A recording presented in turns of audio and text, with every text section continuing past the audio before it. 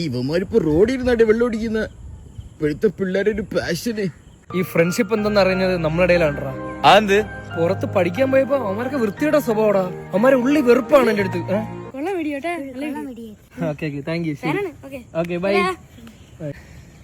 അതെ, വെറും വൃത്തിയുടെ സ്വഭാവം അവന്മാരൊക്കെ. ഞാൻ ഈ പുറത്തൊന്നും പഠിക്കാൻ പോകാത്തോണ്ട് എനിക്ക് കാര്യം അറിഞ്ഞോ. നീ തെളിച്ചു പറ. അവിടെ ഒരു ജെന്യൂനിറ്റി ഇല്ല. പക്ഷെ ഞാൻ കൊടുക്കുന്ന സ്നേഹം കറക്റ്റ് ആണ്, പക്ഷെ അവർ തിരിച്ച് കറക്റ്റ് അല്ല തരുന്നത്.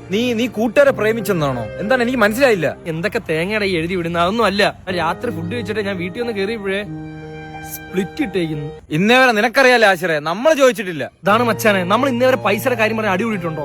2 പ്രാവശ്യം അടികൂടി. അപ്പൊ തന്നെ സോൾവ് ആക്കിയല്ലോ നമ്മള്. Yes, fact. നമ്മൾ മനസ്സിലിട്ടുണ്ടോ നടക്കോ? ഇവന്മാർ അങ്ങനെയൊന്നും അല്ല, മനസ്സിട്ടുണ്ടോ നടന്നോളെ. പക്ഷെ നമ്മളൊക്കെ ചിരിക്കും.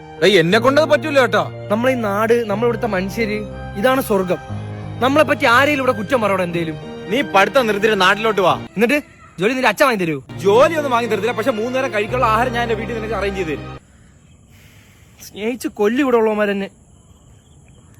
എടാ, നീ അവന്മാരെ നാട് കാണിക്കാൻ വിളി, എന്നിട്ട് നമുക്ക് ഇവിടെ ഇടിക്കാം അവന്മാരെ. വേണ്ട, ഇനി അവന്മാരെ ഹോസ്പിറ്റൽ ചെലവ് അവന്മാരെല്ലാം കൂടെ കൂട്ടിയിട്ട് അതും സ്പ്ലിറ്റ് ഇട്ട് കളയും. ഓ അത് കാര്യമായല്ലേ ഞാൻ പുറത്ത് പഠിക്കാൻ പോവാത്ത.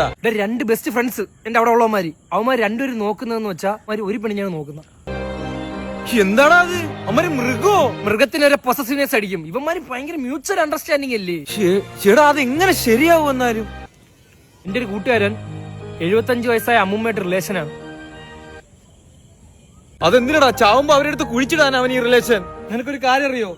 നമ്മളെ നാട്ടില് ഈ പോത്തിന്റെ അത്ര ജെന്യൂനിറ്റി പോലും അവന്മാർക്ക് അവിടെ ഇല്ല. നമ്മള് ഭാഗ്യം ചെയ്തവന്മാരാണ് അളിയാ. നല്ല ഫ്രണ്ട്സ് അല്ലേ നമ്മള്. ഒരു 2 ദിവസം ലീവ് കിട്ടിയാലും ഞാൻ അവിടെ നിന്ന് ഓടിയിരുന്ന എന്താണ്? നിങ്ങളൊക്കെ അടിപൊളി.